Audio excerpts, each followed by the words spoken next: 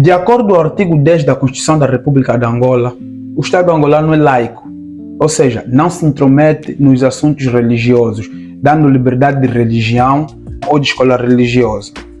Assim sendo, como ou de que forma o islamismo vem tomando conta de Angola?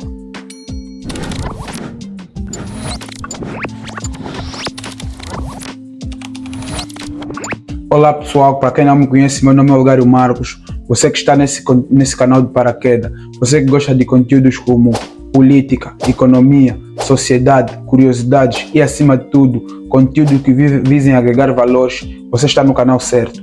Peço um especial favor: subscreva no canal, clica a gosto, ative o sino de notificações para seres notificado todas as vezes que eu postar conteúdos novos. Hoje eu vou trazer aqui um tema muito interessante, um tema acima de tudo que visa de certa forma agregar valores. Eu trago aqui para vocês um tema que tem suscitado muita preocupação e, acima de tudo, muitas curiosidades também. De que forma a religião islã tem tomado conta do nosso país, ou seja, tem conquistado espaços significativos aqui no nosso país. Como sabem, Angola é um país de matriz cristãs, em que, apesar da laicidade de Angola, o Estado angolano sabemos que é laico, mas é um país de matriz cristã, em que quer seja o catolicismo e as protestantes tomam conta, de certa forma, predominantemente o que diz respeito à religião. Como vocês sabem, a religião de caráter islâmica ou as religiões islâmicas são elas provenientes de países muçulmanos, em que países esses que pregam muito os seus valores culturais e, acima de tudo, a sua própria identidade. E uma das formas que esses países muçulmanos em que pregam a religião islã procuram preservar as suas identidades culturais, que são próprias. Aliás, é só para avisar aqui que eu não estou para condenar esta ou aquela religião, é apenas um ponto de vista, é apenas uma reflexão para que efetivamente se pudesse analisar. E a forma como as religiões de matriz islã têm criado expansões no nosso país da seguinte forma. Sabemos nós que Angola é um dos países apetecíveis para negócios de irmãos provenientes do norte da África. Falamos de irmãos que vêm provenientes das Guinés, do Mali, do Senegal e outros, a maior parte dos países do norte. Então, eles têm uma grande apetência para o negócio, ou seja, são bons em fazer negócio. E muitos deles vêm jovens e criam famílias cá. Ao criarem famílias, transformam essas famílias em pessoas de suas matrizes. No caso, matrizes quer seja religiosas, bem como matrizes culturais. E isso tem feito com que muitas famílias angolanas hoje já são de matriz islã, coisa que dos anos 2000 para trás, dos anos 2000 para baixo, nos anos 90, nos anos 80, nos anos 70, não se verificava, até porque o Estado angolano, apesar de ser laico, durante muitos anos, até pelo menos 2017, ainda era muito ceticista com a expansão do islamismo em Angola, ou seja, não permitia que estas religiões se proliferassem. É necessário dizer também que Angola já havia se tornado um dos únicos países do mundo que havia proibido o Islã, no caso em Angola, ou seja, no nosso país houve uma fase em que havia proibido a expansão do islamismo. Todavia, atualmente há vozes de que o islamismo em Angola já toma passos significativos para se conseguir legalizar. Mas isso, de certa forma, tem preocupado também o Ocidente, principalmente os Estados Unidos da América, que já havia feito um relatório a dizer que suspeita que as atividades econômicas de grupos islâmicos ou islamitas ou muçulmanos em Angola sustentam algumas práticas terroristas, ou seja, parte de algumas atividades econômicas de muitos grupos islâmicos em Angola sustentam o terrorismo. Bem, isto não é uma afirmação minha, é acima de tudo uma afirmação feita pelo relatório dos Estados Unidos da América e que já havia sido tornado público. Quem quiser pode investigar e vai encontrar. Todavia, o que é que tem acontecido? Os irmãos que vêm do norte da África, que vivem em Angola, constituem família K. Ao constituírem família K, transformam essas pessoas em pessoas das suas matrizes, quer seja culturais como religiosas. Uns, inclusive, viajam e vão viver nos seus países por muito tempo e depois voltam já efetivamente transformados. Aliás, isso é uma política não só que vem acontecido em Angola, mas como no mundo inteiro, principalmente os países com principais características e matrizes cristãs que têm sido transformados em matrizes das religiões, no caso, muçulmanas ou islã. Qual é o principal perigo ou qual é o principal risco que é o que realmente interessa aqui no nosso tema de debate? Um dos principais riscos que pode vir a acontecer é que no expansionamento dessas matrizes, Angola correrá o risco de perder uma identidade cultural. Como vocês sabem, as religiões ou os irmãos que professam as religiões de matrizes islãs, os muçulmanos, têm culturas próprias.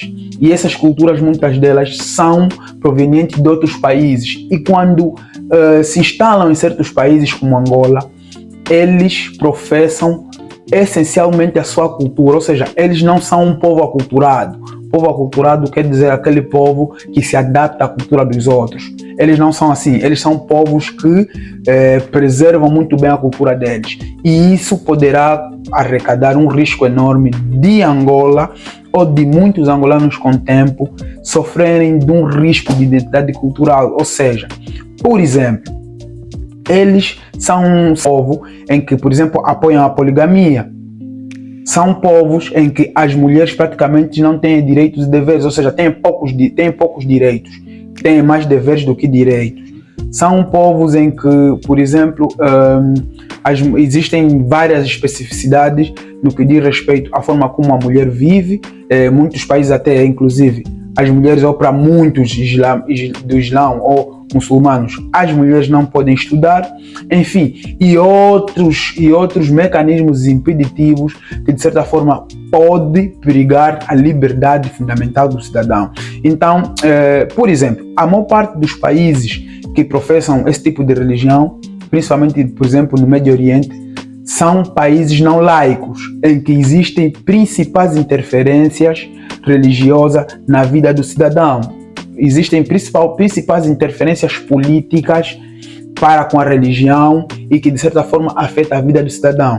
Isso é o que realmente preocupa para Angola, e isso pode de certa forma fazer com que com o andar do tempo venha a perigar a laicidade dos Estados, ou seja, podendo até inclusive ter principais interferências políticas nas questões religiosas, porque se não vejamos, a maior parte dos países muçulmanos ou países que professam a religião islã não permitem ou pouco ou nada aceitam as outras religiões. Praticamente há pouca liberdade, praticamente o Estado monitora a forma como as religiões vão operar naquele determinado país.